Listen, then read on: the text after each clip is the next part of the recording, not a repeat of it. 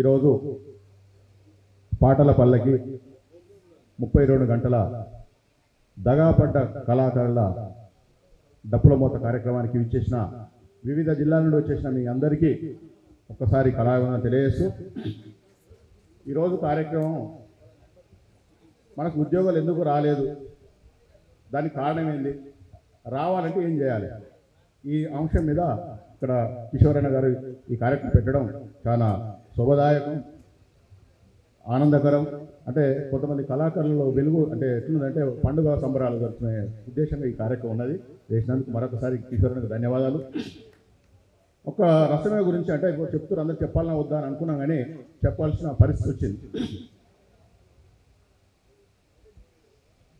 సారథి ఏర్పడ్డ చైర్మన్ అయిన తర్వాత అంటే తెలంగాణ రాష్ట్ర జానపద కళాకారుల సంఘం 33 జిల్లాలలో విస్తరించున్నది. దాదాపు 60 నుండి 80 వేల కళాకారులు మాత్రం మన సంఘంలో ఉండడం జరిగింది.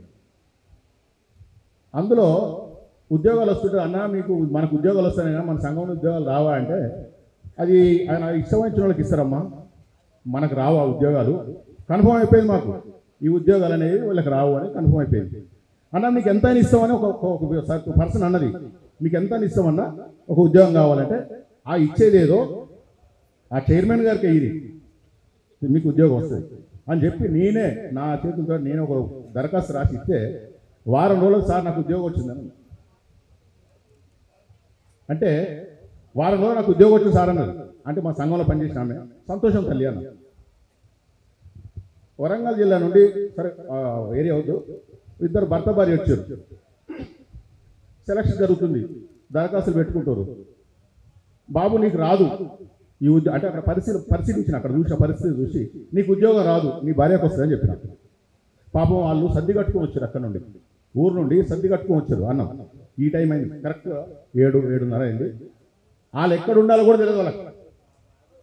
అటువంటి పరిస్థితులలో ఆ సారథి ఆఫీస్ కానివ్వండి ఎట్లా మరి ఎక్కడ పోతారు అంటే ఇక్కడ ఎవరు లేరు సార్, మాకు మీ చుట్టాలు ఎవరైనా లేరంటే మలక్పేట ఎవరు ఉన్నారంటే వాళ్ళని తీసుకు బస్సు ఎక్కించి ఆ బస్ స్టాండ్లో వచ్చి బస్సు ఎక్కించి వాళ్ళని పంపించే తెల్లారి 3 నాడు నాకు ఉద్యోగం వచ్చేది సార్ అని ఫోన్ చేశారు.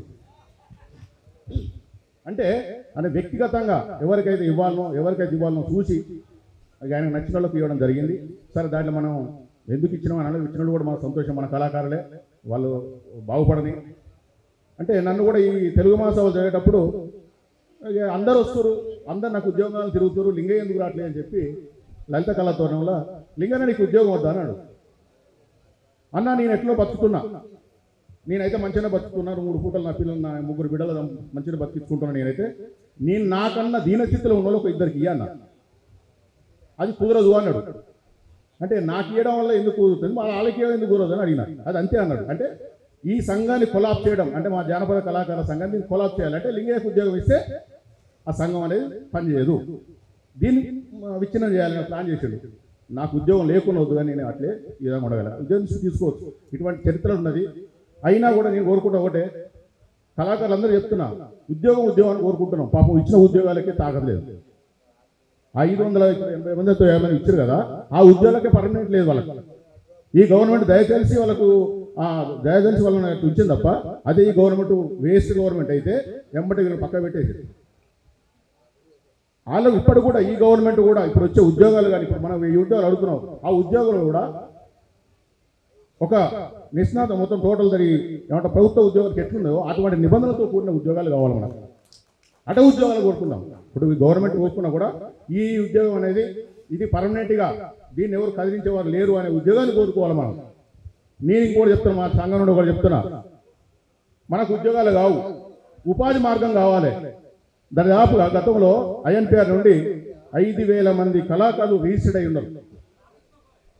రాష్ట్రం మొత్తంలో 5,000 మంది కళాకారులు రిజిస్టర్డ్ అయి ఉన్నారు.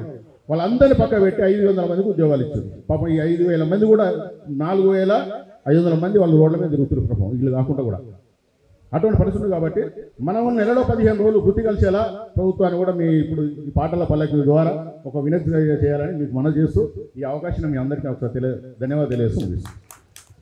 Thank you సుంసులింగన్న. తప్పలు కొట్టాలి సార్ సుంసులింగన్న గారు. అంజన్న కూర్చుంటుంది గడపండి.